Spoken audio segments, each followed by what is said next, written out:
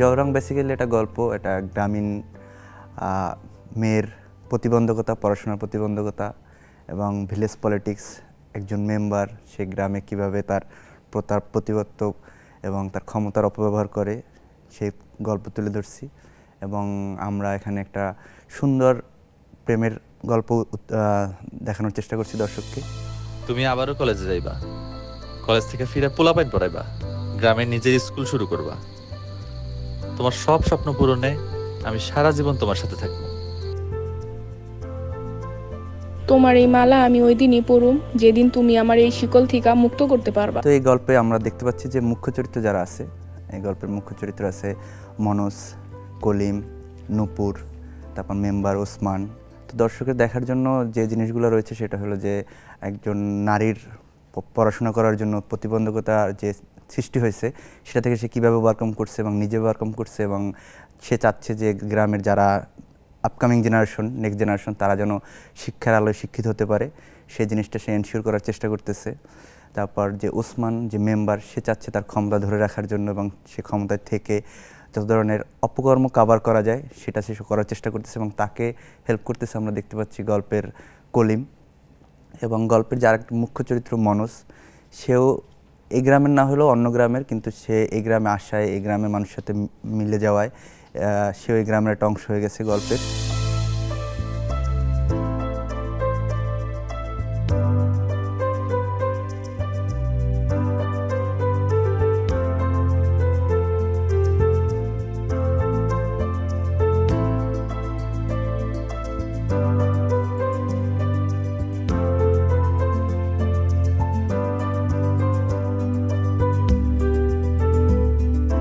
জলরঙে আমার চরিত্রটি ছিল নূপুর চরিত্রে। এটা একটা অন্যরকম জার্নি ছিল আমার জন্য।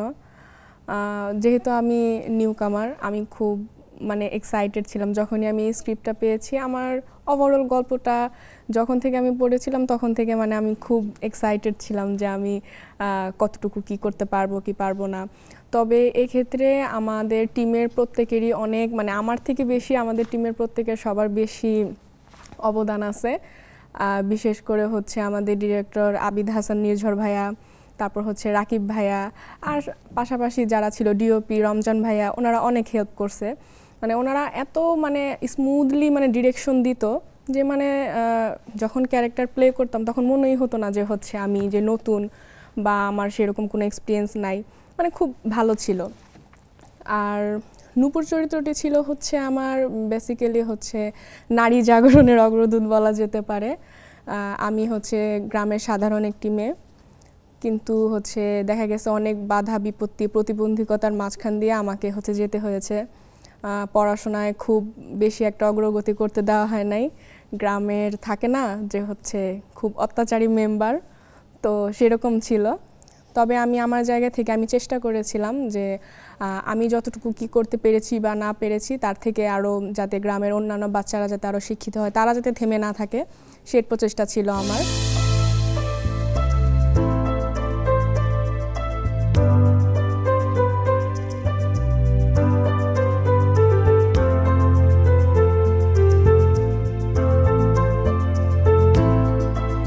কিরে, তোর সমাজ ও জাতি গঠনের কার্যক্রম শেষ হয় নাই? আচ্ছা, একটা পোলা নাকি তোর কাছে আসে? আসে। আপনি আমার কলেজে যাওয়া বন্ধ করছেন বলে কি গ্রামের মানুষ আসাও বন্ধ করবেন নাকি? বুঝিস কইলাম, এই গ্রামের একটা সম্মান আছে, কিন্তু এখন তো ঘর থেকে বাইর হইতে পারোস, এমন কিছু করিস না যাতে ঘর থেকে বাইর হওয়া বন্ধ হয়ে যায়। আপনি আমার পড়ালেখা বন্ধ করার জন্য অনেক কিছু করছেন, করতেও পারছেন, কিন্তু তাই বলে কি আপনি সবার পড়ালেখা বন্ধ করবেন নাকি? আমি আমার মতো হাজার হাজার নূপুর তৈরি করব, কয়জনের আওয়াজ বন্ধ করবেন আপনি? সাদেক। জি কাকা। নজর রাখিস। জলরঙে কলিম চরিত্রটা করছি। আর এই যে চরিত্রটা করেছি এটা আমার খুবই যখন আমি স্ক্রিপ্টটা পাই খুবই ভালো লেগেছে, খুবই চ্যালেঞ্জিং একটা চরিত্র ছিল। যেমন এই চরিত্রের একটা বৈশিষ্ট্য হচ্ছে এই চরিত্রটি ছিল এমন এক একজনের সাথে এক এক রকম। যেমন কলিম তার বাবাকে প্রচণ্ড রকমের ভয় পায় এবং সম্মান করে। তার বাবার সামনে সে তেমন কথাও বলে না, শুধু বাবার যে আদেশ হুকুম সেগুলো মেনে চলে। তোমার মায়ের মুখের দিকে তাকায়া এতদিন আমি কিছু কইতে পারিনি। আমাকে তো বয়স হইতেছে, আর সন্তান হিসাবে আমাকে দেখার দায়িত্বটাও তোমার। তোমার মায়ের ইচ্ছা তুমি বিয়ে করে সংসারী হও। আমি চাই আমার এই আরতের দায়িত্বটা তুমি নেও, আর বিয়ে করে মার ইচ্ছাটা পূরণ করো। তোমার যদি কোনো পছন্দ থাকে তোমার মায়ের সাথে কথা কইতে পারো, দেখি কি করা যায়। শোনো, ওসমান রে আমি পায়া নেই, ওরে কয়ে দেবো ও যেন তোমার 30 মানে আর না আসে।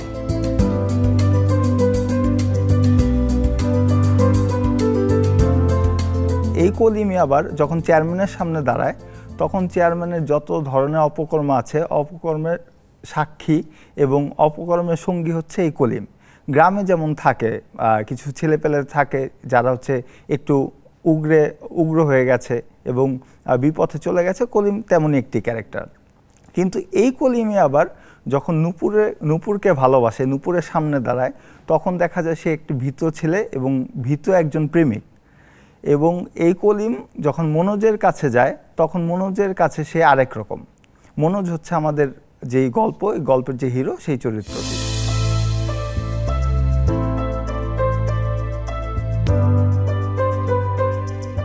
যে চরিত্রটা আমাদের প্রেজেন্ট করছে আশিকুর রহমান অনু, সে খুবই ডেডিকেশনের সাথে তার চরিত্র প্লে করছে মনোজ। সে একজন সাধারণ একটা একদম আমাদের আমজনতার 80-90% লোক যেরকম থাকে সাধারণ, সেরকম সাধারণ একটা ছেলে। তার ব্যবসা এবং সে একটা মেয়েকে ভালোবাসে নূপুর, এছাড়া তার দুনিয়ার বা পৃথিবীর অন্য কোনো খবর বা অন্য কোনো সম্পর্কে তার ধারণা নাই। সে চরিত্রটা খুব সুন্দরভাবে প্রেজেন্ট করতে পারছে।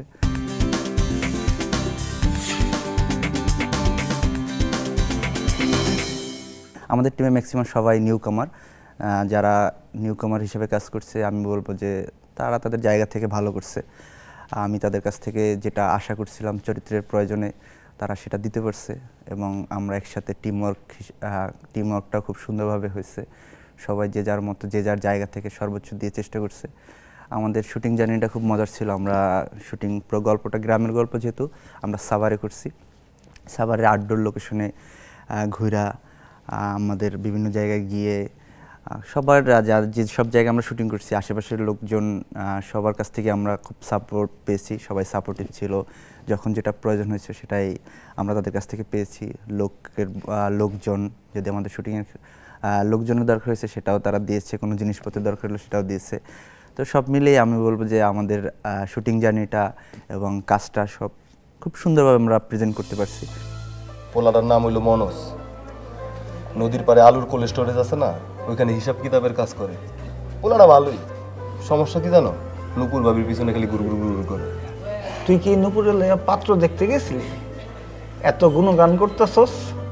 ভাই, অবস্থা খারাপ হওয়ার আগেই তুমি তোমার মাল লাগে কথা কও, আর তোমার বাপের নূপুরকে বাড়িতে পাঠাও বিয়ার প্রস্তাব লয়া, নাহলে কিন্তু দেরি হয়ে যাবে। তোরা শুধু চোখ কান খোলা রাখ, বাকিটা আমি দেখতাছি। গল্পটি সর্বোপরি হচ্ছে আমার খুব ফেভারিট, কাজটা অনেক ভালো হয়েছে। আশা করছি যেহেতু মোটামুটি আমার খুব অনেক ভালো শুভাকাঙ্ক্ষীরা আছে, আমি তাদের কাছে এটা চাইবো। যেহেতু আমাদের একটা প্ল্যান ছিল যেটা জলরংটা নিয়ে হচ্ছে একটা প্রিমিয়ার শো হবে, দেশের সার্বিক পরিস্থিতি বিবেচনায় সেটা আর করা হচ্ছে না। তবে আমাদের যে ইউটিউব চ্যানেল ফিল্ম হাউস আর ফেসবুক পেজ ফিল্ম হাউসে এটা রিলিজ হতে যাচ্ছে এই মাসেই শুভমুক্তি। তো আমি আমার শুভাকাঙ্ক্ষীদের কাছে এতটুকু আশাবাদী যে তারা অবশ্যই আমার কাজটা দেখবে, যেহেতু আমি প্রথম এই কাজটা করেছি।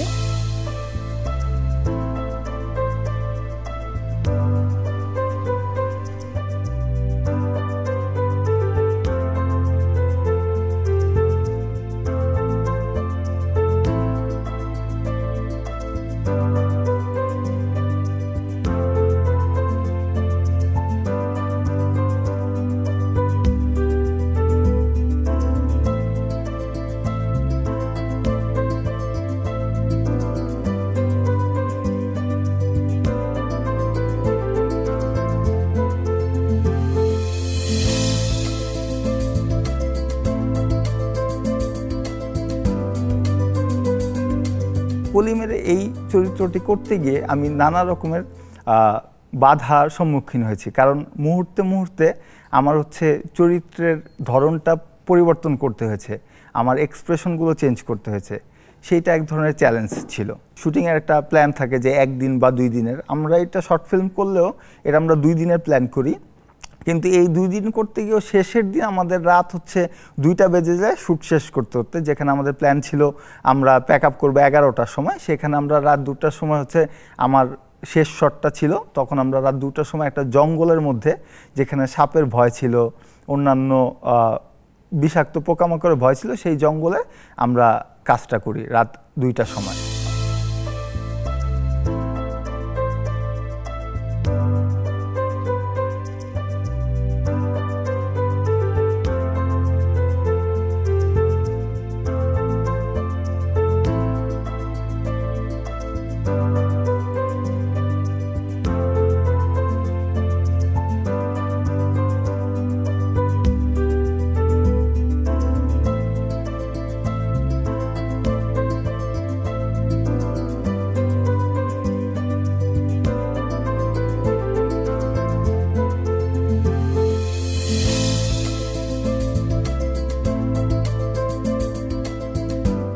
এবং এই প্রজেক্টের যে প্রডিউসার আমরা তাকে মামা বলে সম্বোধন করি, সোনিয়া দত্ত, উনি চাচ্ছে যে নিউদের আমরা যেন সুযোগ দেই। সে চাইলে পার্মানেন্ট আর্টিস্ট নিয়েও কাজ করতে পারতো, সে চাইলে সিনিয়রদের নিয়েও কাজ করতে পারতো, কিন্তু তার কথা হলো যে সিনিয়ররা যারা পার্মানেন্ট আছে তারা তো পার্মানেন্ট হয়ে গেছে, তো নতুনদেরও তো দরকার। আমাদের তো আরেকটা শাকিব খান দরকার, আমাদের আরেকটা আরফান নিশো দরকার, আমাদের একটা মেহজাবিন চৌধুরী দরকার।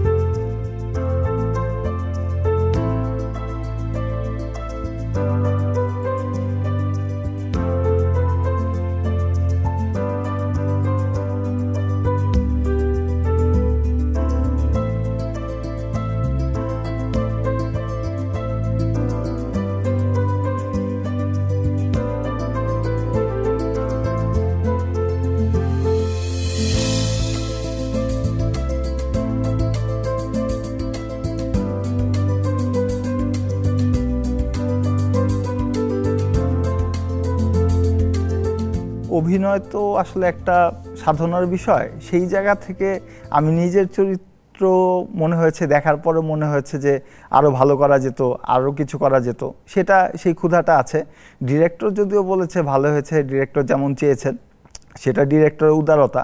তবে আমরা যেহেতু সবাই নতুন ছিলাম এবং থিয়েটার অভিজ্ঞতাই শুধু ছিল, সেক্ষেত্রে হচ্ছে সবাই খুব ভালো কাজ করেছে। আর আমাদের ডেডিকেশন হচ্ছে আমরা 2 দিন যেহেতু কোনো হাউস নেইনি, গল্পের প্রয়োজনে গল্পের প্লট অনুযায়ী যেই গ্রামটা আমাদের যেমন একটি গ্রাম দরকার ছিল সেটি হচ্ছে সাভারে ছিল। আর রেগুলার হাউসে না করার অনেক ধরনের বাধা আছে। সাধারণ মানুষের একটা, আমরা নতুন হলেও গ্রাম যেহেতু সেখানে শুটিং হচ্ছে, সাধারণ মানুষের ভিড়, কথা এবং ভয়েসের জন্য আমাদের ডায়লগের সময় প্রবলেম, এগুলো ছিল। এগুলো ওভারকাম করে সবাই আসলেই খুব ভালো মতো কাজ করতে পেরেছি।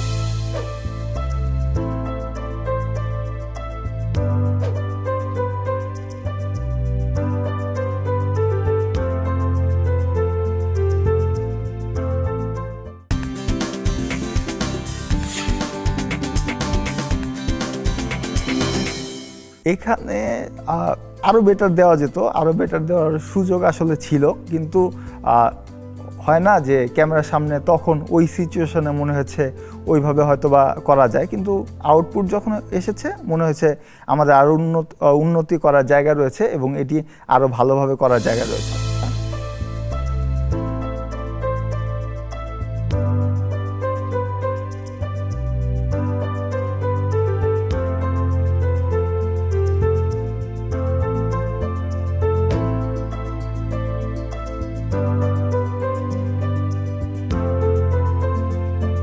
বেসিক্যালি আমার এখানে ইনভলভ হওয়া নিয়ে সেরকম কোনো প্ল্যানিং ছিল না। আমার হিরো শরীফুল ইসলাম জয় ভাইয়া, সে আমার শ্রদ্ধেয় বড় ভাই, তো সেক্ষেত্রে আমাকে একটা প্রপোজাল করাতে যে আমরা এরকম একটা কাজ করতে চাচ্ছি, তুমি কি বলো। তো আমি ভাবলাম যে না, গল্পটা আমার কাছে, আমি সর্বপ্রথম বলেছি গল্পটা আমার কাছে অনেক ভালো লেগেছে। তো আমি তখন থেকেই ভাবছি যে হচ্ছে কেন নয়, এরকম একটা ক্যারেক্টার নিজেকে রোল করা যেতেই পারে। যাই আম্পায়ারে নিয়ে আসি।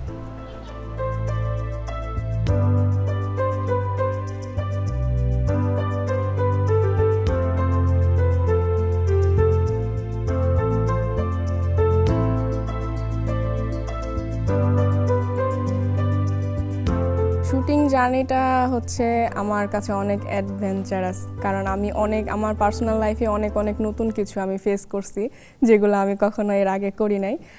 মানে শুটিংয়ে দেখা গেছে আমরা সবাই, মানে ওয়েদারটা এমন ছিল যে দেখা যাবে একটু পরে হয়তো বা বৃষ্টি নামবে, আবার হচ্ছে মানে প্রচণ্ড গরম। তো আমরা মানে এই ওয়েদার নিয়ে অনেক বেশি ফান করছি, আর অনেক টেনশনেও ছিলাম যে না জানি এখন কি হবে, বৃষ্টি নেমে গেলে তো হচ্ছে কাজ বন্ধ।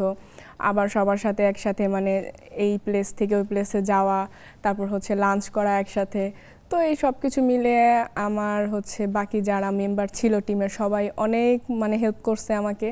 মানে আমার হচ্ছে ওই শুটিং টাইমটাই ছিল যে আমার সাথে কেউ ছিল না, আমি একাই ছিলাম, বাসা থেকে আমার কেউ যেতে পারে নাই। কিন্তু তারা টিমের প্রত্যেকটা মেম্বার এতটাই হেল্পফুল যে তারা আমাকে ফিল করতেই দেয় নাই যে এরা নতুন মানুষ, তাদেরকে আমি চিনি না, বা হচ্ছে মানে ফার্স্ট টাইম কাজ করতেছি এরকম আর কি। সর্বোপরি খুব ভালো লাগছে।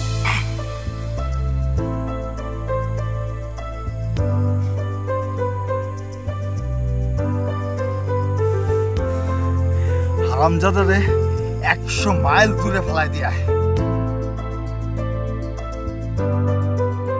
জলরং যে চিন্তা করার বা জলরং দেওয়ার নামকরণের যে উদ্দেশ্য বা মূল চিন্তাভাবনা, যে জলের কোনো রং নেই, জল রংহীন। তো এই গল্পের যে চরিত্র যেগুলো আছে, যাদেরকে আমরা মানুষ এক রঙে চিন্তা করবে, কিন্তু দেখা যাবে যে বেসিক্যালি তার চরিত্রটা এরকম না। সে গল্পের শেষে বা ক্লাইম্যাক্সে যাওয়ার পর তার চরিত্রটা চেঞ্জ হয়ে যাবে। তো তার চরিত্রেরও কোনো এক্স্যাক্ট কোনো রং নেই, সে রং চেঞ্জ করতে পারে, এই কারণে জল রং করা।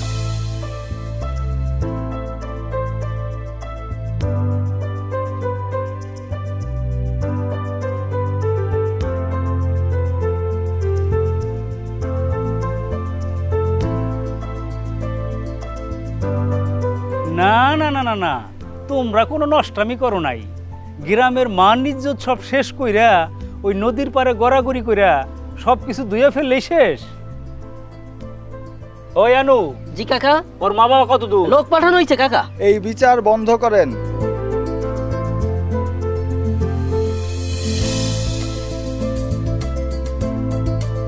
এইটা তুমি কি কইতেছো কলিম? কাকা আমি যাই কইতেছি তাই করেন। অন্য গ্রামের পোলা যাই জামালার দরকার নাই, আমি ওরে বুঝায় পাঠাই দিতেছি। সফি, কাকার একটা সলিং বুঝ।